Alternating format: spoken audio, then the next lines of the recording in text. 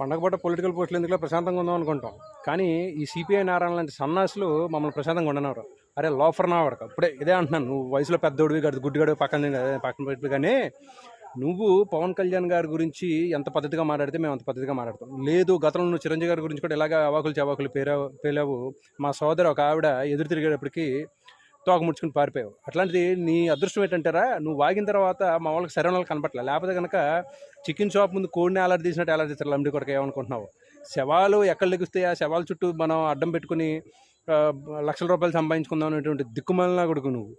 ఏంటి దిక్కు ముక్కులేనటువంటి మీ పార్టీ వాళ్ళని తీసుకొచ్చి 2019లో పోటీకి నిలబెట్టి నియోజకవర్గంలో 500 ఓట్లు మించి కూడా పడినటువంటి కొంతమందికి వేలాది ఓట్లు వేయించాడు పవన్ కళ్యాణ్ గారు. పవన్ కళ్యాణ్ గారు కాలు కడిగి మీరు నెత్తి మీద జల్లుకుని జీవితాంతం పూజలు చేయాలి ఆంధ్రప్రదేశ్లో.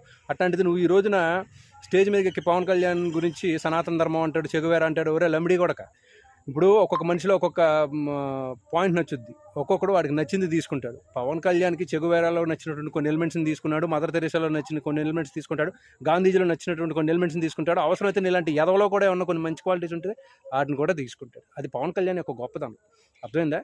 నువ్వు ఎర్ర జెండా పట్టుకుని దాని మాటన లక్షల రూపాయలు, కోట్లాది రూపాయలు ఎలా సంపాదించావు ఏంటి అనేది జనాలందరికీ తెలుసు.